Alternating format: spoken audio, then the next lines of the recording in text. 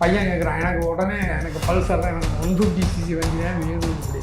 அது தேவையா இல்லையா அப்படிங்கிற புரிதல் வந்து குழந்தைகளுக்கு பெற்றோர்கள் கொடுக்குறதில்ல. 2 லட்ச ரூபா வண்டி கொடுத்து அதை இஎம்ஐ வந்து அவன் அந்த வண்டியை வந்து இடையில விட்டான்னா அந்த விலைக்கு போகாது.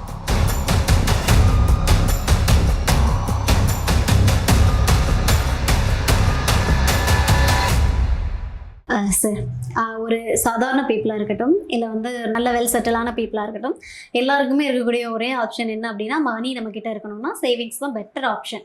ஸோ இதில் வந்து நிறைய பேருக்கு என்னென்னா, எப்படி சேவ் பண்ணுறது, சேவிங்ஸுக்கு என்னென்ன மெத்தட்ஸ் இருக்குது அப்படின்றது பெரிய புரிதல் இருக்க மாட்டேங்குது. அப்படி இருக்கும்போது ஃபஸ்ட்டு சேவிங்ஸில் என்னென்ன கைண்ட் ஆஃப் சேவிங்ஸ்லாம் இருக்குன்றதை நம்ம நேர்களுக்காக ஃபஸ்ட்டு சொல்லிடலாம் சார். நன்றி. ஃபர்ஸ்ட் ஆஃப் ஆல் வந்து எக்ஸ்போ சேனல் மூலமாக மக்களுக்கு ஒரு விழிப்புணர்வை கொண்டு போய் சேர்க்குற இந்த ஒரு பணி வந்து ஒரு மிகச்சிறந்த பணி. அதுக்கு வந்து நான் வந்து நன்றி தெரிவிச்சுக்கிறேன். நீங்கள் கேட்டீங்க சேவிங்கில் வந்து சேவிங் ஃபஸ்ட்டு சேவிங்னா அது வந்து நீங்கள் போஸ்டாக வந்து சேர்க்குறீங்களா, இல்லை வீட்டில் வந்து ஒரு காஃபி கேன் ஏதாவது 5,000 பெட்டியில் சேர்த்து வைக்கிறீங்களா, இல்லை பேங்கில் கொண்டு போய் சேவிங்கில் போடுறீங்களா, இல்லை அதை எஃப்டியாக போடுறீங்களா, இல்லை ஆர்டியாக போடுறீங்களா, இதெல்லாம் ஒரு மெத்தட் ஆஃப் சேவிங். ஆனால் இந்த சேவிங்ஸ் நம்மளுக்கு நல்ல ஏதாவது ரிட்டர்ன் கொடுக்குமா அப்படிங்கிறத நம்ம பார்க்கணும். ஒன்லி சேவிங் மட்டுமே வச்சுருந்தோம்னா அது வந்து நம்மளுக்கு பயன் அளிக்குமானா அளிக்காது. அப்போ நம்ம இங்கே ஒரு விஷயத்த புரிஞ்சுக்கணும். இன்ஃப்ளேஷன் அப்படிங்கிற ஒரு விஷயத்த நம்ம புரிஞ்சுக்கணும். இப்போ நம்ம இந்தியாவை பொறுத்த வரைக்கும் இன்ஃப்ளேஷன் நல்லா இருக்குது, எமர்ஜிங் மார்க்கெட்டில் இருக்கும், உலகம் பூரா நம்மளை வந்து ரொம்ப உன்னிப்பாக கவனிச்சுக்கிட்டு இருக்குது, மிகச்சிறப்பாக வந்து நம்மளுடைய பொருளாதாரம் வந்து நல்ல விதமாக போயிட்டுருக்கு. இன்ஃப்ளேஷனுங்கிற ஒரு விஷயத்துக்கு ஒரு சின்ன எக்ஸாம்பிள். நான் வந்து ஒரு 83-84 வந்து ஒரு 2 கிராம்ஸ் வந்து நான் கோல்டு வாங்கினேன். அப்போ கோல்டு கூட இப்போ ரொம்ப அதீதமான விலைக்கு போயிடுச்சு. இருந்தாலும் சொல்கிறேன், நான் ஒரு 250 ரூபாய்க்கு வாங்கினேன். 500 ரூபா. ஓகே. இந்த ரிங்கு ரொம்ப காலமாக வச்சுருக்கேன். ஒரு கிராம் 250 ரூபீஸ். ஓகே. அப்போ அந்த டயத்தில் நான் வாங்கினது 2 கிராம் வந்து ஒரு ரிங் வாங்கி போட்டிருந்தேன். என்னுடைய பேக்கெட் மணி மூலமாக நான் வந்து சேமித்த பணத்தில் வாங்கினது. ரொம்ப காலம் அதை வச்சுருந்தேன். ஓகே. அது ஒரு 2300-4000 ரூபாய்கிட்ட தங்கம் வரும்போது நான் அதை வந்து செல் பண்ணிட்டு அதை வந்து மறுபடியும் வேறு ஒரு இதில் இன்வெஸ்ட்மெண்ட் பண்ணேன். அப்போ வந்து எனக்கு வந்து அது இன்வெஸ்ட்மெண்ட்டுங்கிற மாதிரி இல்லை, அது ஏதோ ஒரு அதுதான் ஒரு எமோஷனல் ஒரு ரெப்புடேஷனுக்காண்டி உள்ள தாது தானே தங்கம். அப்போ அந்த 500 ரூபாயை நான் ஒரு 5,000 பெட்டிலையோ இல்லை காயினாவோ இல்லை நான் ஒரு போஸ்ட் ஆஃபீஸ்லையோ ஒரு பேங்க்லேயோ போட்டிருந்தேன்னா இன்றைக்கி நான் அந்த 2 கிராம் தங்கத்தை அந்த 500 ரூபா எனக்கு வாங்கி கொடுத்துருக்குமானா வாங்கி கொடுத்துருக்கேன். அந்த 500 ரூபாய் நான் வேறு எதுலையாவது நல்ல இதில் நான் முதலீடு பண்ணியிருந்தேன், அந்த சேவிங்கை நான் முதலீடு பண்ணியிருக்கேன், இல்லை அந்த தங்கத்தை நான் இப்போ வரைக்கும் நான் வச்சுருந்தேன் அப்படின்னா கூட அது வந்து எனக்கு வந்து ஒரு மானிட்டரி வேல்யூ, ஒரு நல்ல ஒரு வேல்யூ எனக்கு கொடுத்துருக்கும். ரைட்டுங்களா? ஸோ சேமிப்பை வந்து சும்மா அந்த பணத்தை நம்ம வந்து அதை தூங்கி விட்டுட்டோம் அப்படின்னோம்னா அதனால நமக்கு எந்த பிரயோஜனமும் இல்லை.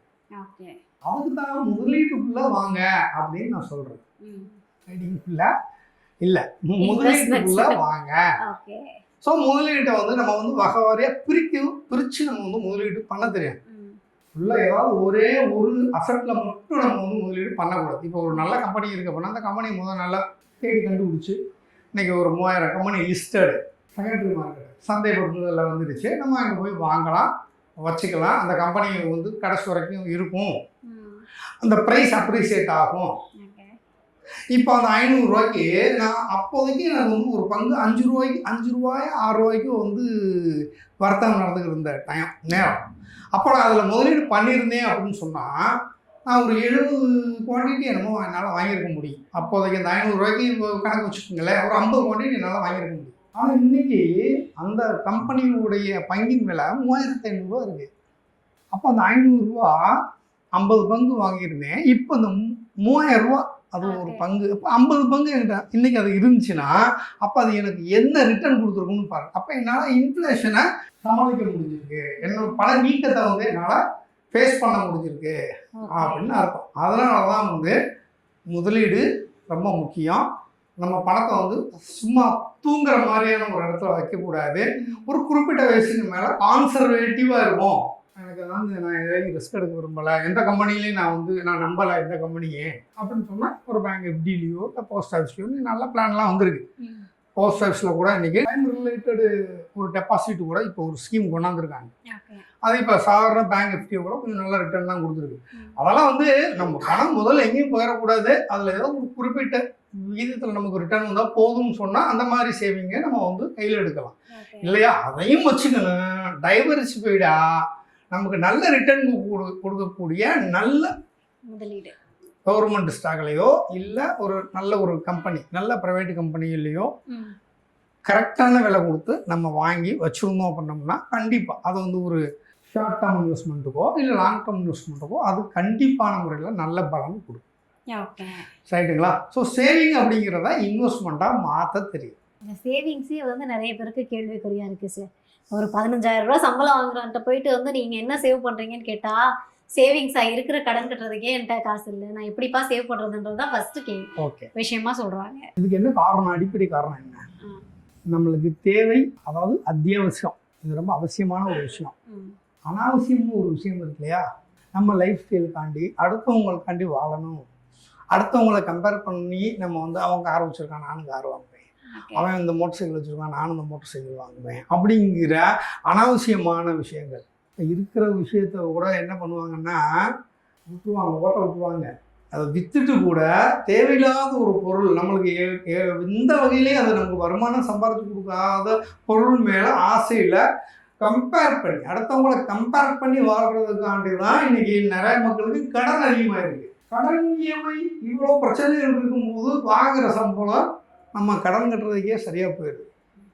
அப்போ இது சம்மந்தப்பட்ட விழிப்புணர்வு நமக்கு பாலி பருவத்திலேயோ ஒரு பள்ளிக்கூடத்திலேயோ சொல்லிக் கொடுக்கணும். தம்பி, உனக்கு உன்னோட தேவைகள் பூர்த்தியான பின்னாடி நீ வந்து ஆசைப்படு, ஆடம்பரத்துக்கு ஆசைப்படு அப்படின்னு சொல்லிக் கொடுக்கணும். ஸோ இங்கே ஆடம்பரம் அப்படிங்கிறத ஒரு பெரிய ஒரு ஹரால்டு.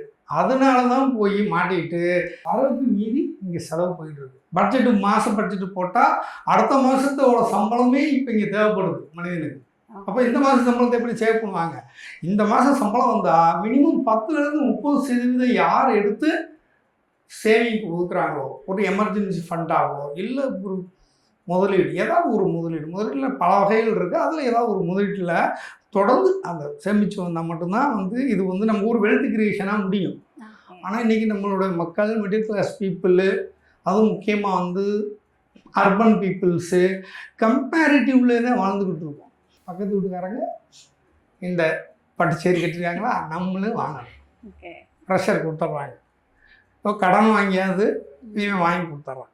பையன் கேட்குறான், எனக்கு உடனே எனக்கு பல்சர் தான் வேணும், 150cc வண்டி தான் வேணும் அப்படின்னு. அது தேவையா இல்லையா அப்படிங்கிற புரிதல் வந்து குழந்தைகளுக்கு பெற்றோர்கள் கொடுக்குறது இல்லை. நம்மளுக்கு இது போகும், நம்ம இந்த பொசிஷனை தாண்டி போகும்போது நம்ம அதை வாங்குவோம். லைஃப் லாங்காக இஎம்ஐ கட்டுற ஃபேமிலிஸ் எல்லாம் எனக்கு தெரியும்.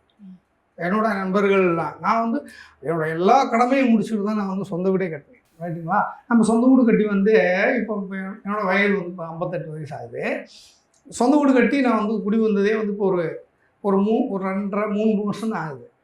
அப்போ அதுக்கு முன்னாடி நான் எப்படி வாழ்ந்துருப்பேன் அப்படின்னா, மணி மேனேஜ்மெண்ட் ரொம்ப முக்கியம். ஃபுல்லாக நான் வந்து வாங்குகிற சம்பளத்தில் 3/4 பங்கு நான் வந்து இஎம்ஐயாகவே கட்டிகிட்டு இருந்தேன். அப்படின்னா இன்னமும் இஎம்ஐ கட்டுவேன். நான் கால்குலேட் பண்ணுவேன், இன்னும் 15 வருஷம் நான் இஎம்ஐ கட்டுற மாதிரி இருக்கும். நான் வந்து கடன் வாங்கி நான் அதை பண்ணியிருந்தேன். ஃபஸ்ட்டு தேவை என்ன? வீட்டில் உள்ள முக்கியமானவங்களுடைய கடமைகளை முடிச்சு கொடுக்கணும். இதனால் நிறைய சண்டைகள்லாம் வந்துருக்கு. இருந்தாலும் நான் முடிந்த மட்டும் வீட்டை சரி பண்ணுவோம், அதுக்கப்புறமாட்டிக்கு தெருவை சரி பண்ணுவோம், அதுக்கப்புறம் நாட்டுக்கு வருவோம். தேவைக்கு தகுந்த மாதிரியான செலவுகளை நம்ம வந்து கரெக்டாக கட்டுப்பாட்டுக்குள்ளே வச்சுக்கணும். அது கட்டுப்பாட்டுக்குள்ளே நம்ம போனோம்னா சேமிக்க முடியாது, இன்ஃப்ளேஷனை பீட் பண்ண முடியாது, ரிட்டையர்மெண்ட்டில் நம்ம அடுத்தவங்க கை நீட்ட வேண்டியது ஒரு சூழ்நிலை வந்துடும்.